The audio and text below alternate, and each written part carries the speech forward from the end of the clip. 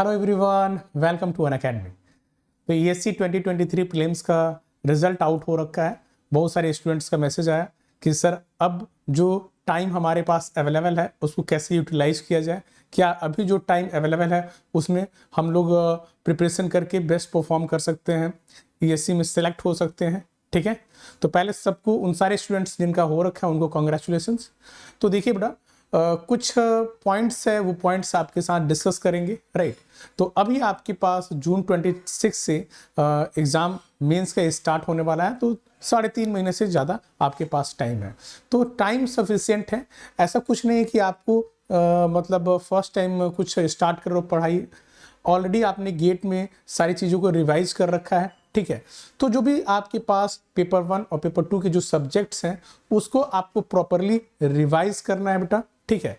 तो उसके लिए सबसे पहले, जैसे हमने कुछ यहाँ पे पॉइंट लिख रखा है शॉर्ट में, अपना टाइम टेबल सेट करिए बेटा, राइट। क्योंकि टाइम अभी आपके पास 3.5 महीने से ज़्यादा है, टाइम सफिशिएंट है। डेली का टाइम टेबल सेट करिए बेटा, ठीक है। और टाइम टेबल सेट करके अब उसी अकॉर्डिंग जो है अपना स्टडी कंटिन्यू करिए, राइट।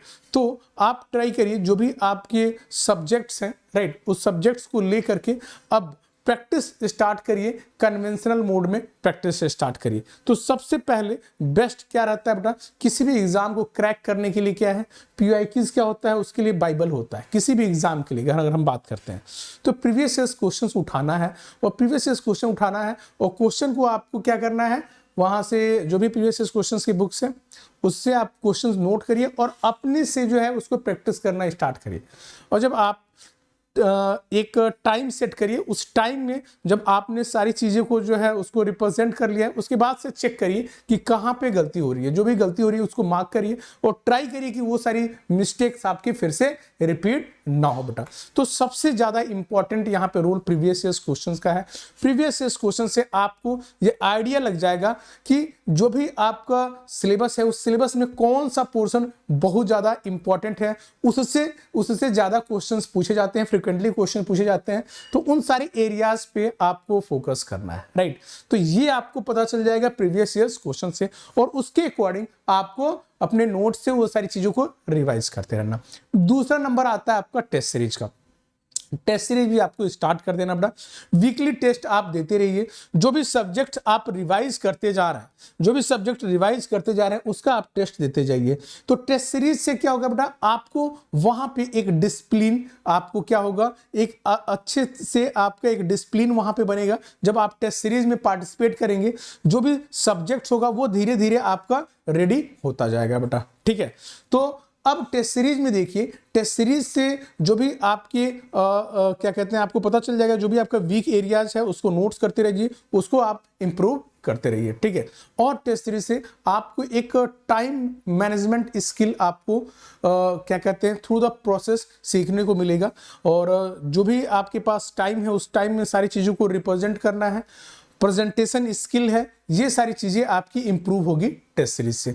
तो बस यही 2 चीज़ है अभी आपके पास कि आपने जो भी नोट्स बना रखा है, क्लास नोट्स, उसको आपको एक बार रिवाइज करना है, प्रीवियस क्वेश्चन सॉल्व करने हैं, और उसके बाद से फिर टेस्ट सीरीज पे स्विच कर जाना है बेटा, राइट। यही इंफॉर्मेशन सफिशिएंट होगा। अब अगर आपके पास थोड़ा बहुत टाइम बचता है तो जो भी रेफरेंस बुक के कुछ इंपॉर्टेंट क्वेश्चंस हैं, राइट, वो आप लोग एक बार सॉल्व कर सकते हैं, राइट। तो देखिए, तो वही हमने आपको बताया कि प्रैक्टिस में आपको क्या करना है, प्रीवियस क्वेश्चन और टेस्ट सीरीज, राइट। तो अब देखिए, यहां सबसे ज्यादा इंपॉर्टेंट ये हो जाता है कि जब हम लोग इंटर करते हैं मेंस एग्जाम में, तो वहां पे 8 क्वेश्चंस पूछे जाएंगे, जिसमें से 5 क्वेश्चंस करना रहता है। सेक्शन ए में 4 क्वेश्चंस होगा, सेक्शन बी में 4 क्वेश्चन होगा, जिसमें सेक्शन ए में first question compulsory, section B में आपका सेकंड क्वेश्चन कंपलसरी, राइट। तो उस केस में आपको क्या करना है कि जो कंपलसरी क्वेश्चन है उसको तो आपको अच्छे से रिप्रेजेंट करना ही है। उसके बाद से रिमेनिंग सेक्शन ए में 3 क्वेश्चंस बचे, और फिर आपके सेक्शन बी में भी 3 क्वेश्चंस बचे। तो सेक्शन ए से एक क्वेश्चन और करना कंपलसरी है आप, राइट। तो आप चाहें तो सेक्शन ए से 2 क्वेश्चन ले सकते हैं, सेक्शन बी से 3 क्वेश्चन ले सकते हैं, या फिर सेक्शन बी से आप 2 क्वेश्चन ले सकते हैं, सेक्शन ए से 3 क्वेश्चन ले सकते हैं, लेकिन आपको जो क्वेश्चन आप सेलेक्ट करना हो, ठीक है, वो इंपॉर्टेंट है। राइट सिलेक्शन ऑफ क्वेश्चन, जिसको आप क्या कहते हैं, जो टाइम आपके पास अवेलेबल है उस टाइम में आप उसको अच्छे से रिप्रेजेंट कर सके बेटा। प्रेजेंटेशन स्किल आपका, राइटिंग प्रेजेंटेशन स्किल आपका वहां पे बेस्ट रहना चाहिए बेटा, ठीक है। तो उस क्वेश्चन को आपको सेलेक्ट करना, ऐसा बिल्कुल नहीं करना कि कोई एक क्वेश्चन लिया आप और 40 to 45 मिनट या 50 मिनट एक क्वेश्चन में आप फंस गए, राइट। तो उस केस में फिर क्या होगा बेटा कि जो रिमेनिंग जो है आपके पास 4 क्वेश्चंस हैं जिसको रिप्रेजेंट करना है, उसके लिए आपके पास 2 घंटे और टाइम बच जाएंगे। तो फिर थोड़ा सा जो है हौच पौच होना स्टार्ट हो जाएगा। तो इसलिए आपको बोला जा रहा है कि मैक्सिमम पीवाईक्यूज ट्राई करिए कि आप 15 ईयर्स के जो क्वेश्चंस हैं उसको सॉल्व कर लीजिए और मैक्सिमम टेस्ट सीरीज में पार्टिसिपेट करके जाइए।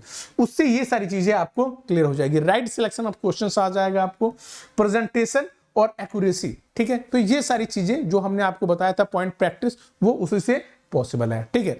तो ये जो टाइम मैनेजमेंट स्किल है वो हम लोग कहां से लेकर के आएंगे, टेस्ट सीरीज से ही लेकर के आएंगे, ठीक है। और जब प्रीवियस इस क्वेश्चन भी सॉल्व करिए तो एक टाइम फ्रेम में ही उसको ट्राई करिए सॉल्व करने का, ठीक है बेटा। तो ये सब कुछ इंपॉर्टेंट पॉइंट्स हैं। अब देखिए सोर्स ऑफ मटेरियल की बात करते हैं, राइट।